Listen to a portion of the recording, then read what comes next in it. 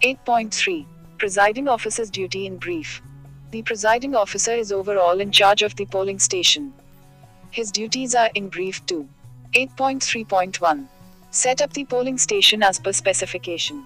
Place the BU and VVPAT in the respective voting compartments. In no case the balloting units or the control units or VVPATs be placed on the floor. It must be kept on a table. 8.3.2. Connect the balloting units and VVPATs with their respective control units. 8.3.3. Switch on the power button on CU. 8.3.4. Demonstrate before the hour fixed for actual commencement of the poll to the candidates agents present that the voting machines are clear and do not contain any votes. 8.3.5. Conduct mock poll to ensure and demonstrate to the polling agents that the EVM with VVPAT is in perfect working condition.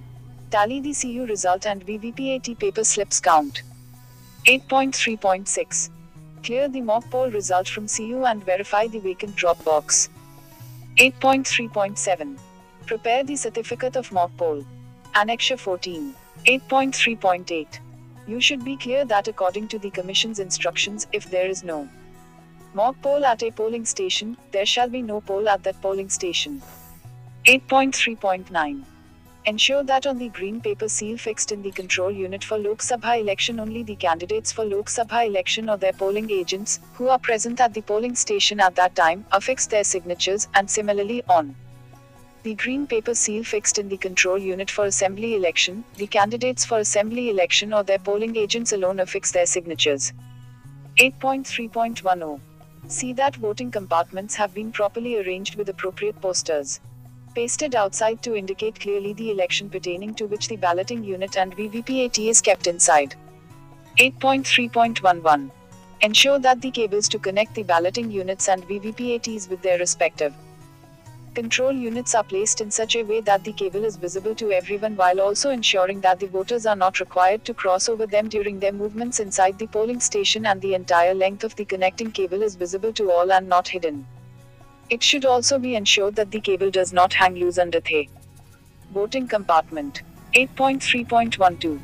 Ensure that all the members of the polling party are in position well before the commencement of the poll and all the material and records are kept handy and ready to commence poll at the appointed hour. 8.3.13. Prevent any member of the polling party or any polling agent from wandering here or there inside the polling station and to keep them seated in their allocated seats.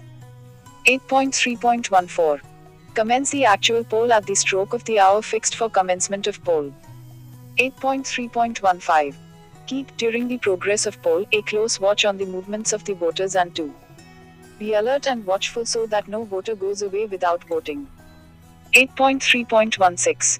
Ensure that during the first hour of the poll when polling is generally brisk, no member of the polling party shows any slackness in the duties allocated to him.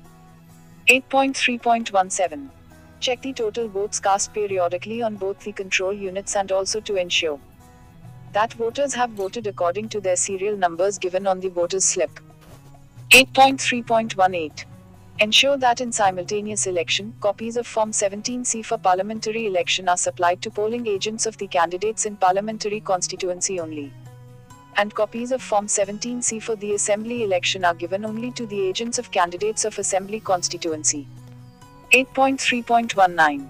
At regular intervals check the balloting units and VVPAT to ensure that the voters have not tampered with it in any manner. The voters already in queue at the time fixed for close of poll will be allowed to vote. 8.4. Closing the poll. 8.4.1. The presiding officer should ensure that the poll is duly closed at the end of the polling hour as per the prescribed voting procedures. After the last voter has voted as per the above procedure, he must press the close button on the control units. After prescribed forms have been carefully and duly filled, he must switch off the control unit and disconnect the VVPAT from balloting units and control unit and seal them in their respective carrying cases. 8.4.2. In the case of simultaneous election, the papers should be prepared and sealed separately. 8.4.3. At simultaneous election, the presiding officer should ensure that the carrying Cases of all the units have identity stickers of the concerned elections prominently pasted on the outside. He should also ensure that the balloting units, control units and VVPATs are placed only in their respective carrying cases with the election identity label firmly pasted. Further, he should also fix the duly filled in address tags to the respective carrying cases. 8.4.4.